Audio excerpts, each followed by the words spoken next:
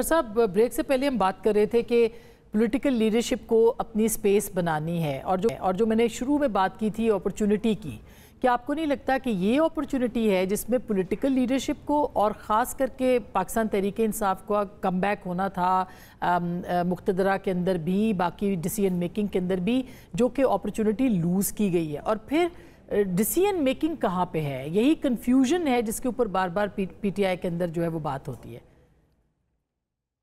जी, मैं नहीं समझता कि जिस तरह मैंने पहले कहा जब जवाब दे रहा था कि ये अपॉर्चुनिटी लूज नहीं हुई, यानी ये एक प्रोसेस है, ये एक इवेंट नहीं होता। जी इसलिए ये नहीं हम कहते कि अपॉर्चुनिटी लूज, हमने बनानी है अपॉर्चुनिटी।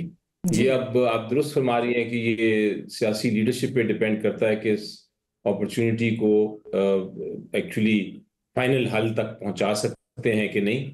लेकिन जहां तक आप लीडरशिप की कौन करता है, एक चीज मैं आपको बड़ी वाज़े तौर पे बता दूं, और मेरा ख्याल है इसमें कोई शक नहीं होना चाहिए किसी को कि पीटीआई की जो फाइनल फैसला है, जो अल्टीमेट फैसला है कि किस रुख में क्या जाना है पॉलिसी वाइज, वो सिर्फ इमरान खान साहब कर सकते हैं। और वो जब एक बार फैसला कर दें तो फिर वो सारी पार्टी उसी को फॉलो करती है। इससे पहले कि वो कोई फाइनल फैसला करें, बीच में ज़रूर लोग मुख्तलिफ चूंकि राय रखते हैं, और हमारी पार्टी में हमेशा से जमहूरियत रही है, तो मुख्तलिफ लोग मुख्तलिफ राय ज़रूर उसका इजहार करते हैं, और उससे कुछ थोड़ी देर के लिए कंफ्यूजन रहती है कि क्या फाइनल हमारी डेस्टिनेशन क्या है, हमारा फाइनल रद्द-ए-अमल क्या है।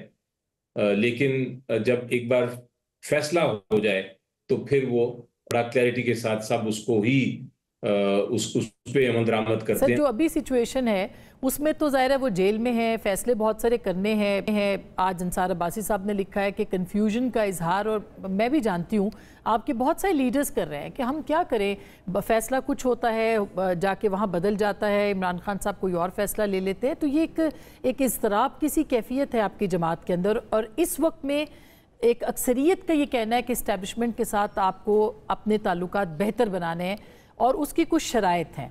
वो शराइत आप भी जानते हैं कि सिर्फ सोशल मीडिया के ऊपर जो कैंपेन्स हैं वो रुक जाएं तो बातचीत आगे बढ़ सकती है। इसमें क्या रुकावट है सर? आपने बिल्कुल देखें, कई चीज़ें हकीकत है और उसको किसी को डिनाई नहीं करना चाहिए। हकीकत ये है कि इमरान खान साहब जेल में हैं, और जो वहाँ से पैगाम आते हैं या जो वहाँ से फैसले समझ में आते हैं और जो बाय द टाइम बाहर पहुँचते हैं उसमें कुछ तब्दीलियाँ हो जाती हैं, उसमें वेरिएशंस आ जाती हैं, और उसकी वजह से यकीनी तौर पे एक कन्फ्यूजन है। उसके अलावा हमारी लीडरशिप में चूंकि ग्रुप्स भी हैं, इख्तलाफात भी हैं, तो कन्फ्यूजन बढ़ जाती है। और इसको ये छुपाने वाली बात नहीं, ये एक बात है जो वाजे है, हकीकत है। लेकिन ये सिर्फ पीटीआई में नहीं है, ये हर पार्टी में है। पीटीआई में इसलिए वो ज्यादा उभर के बाहर आती है बात कि जो मेन लीडर इमरान खान साहब वो जेल में है, और पूरी मीडिया जो है वो पीटीआई फोकस्ड है।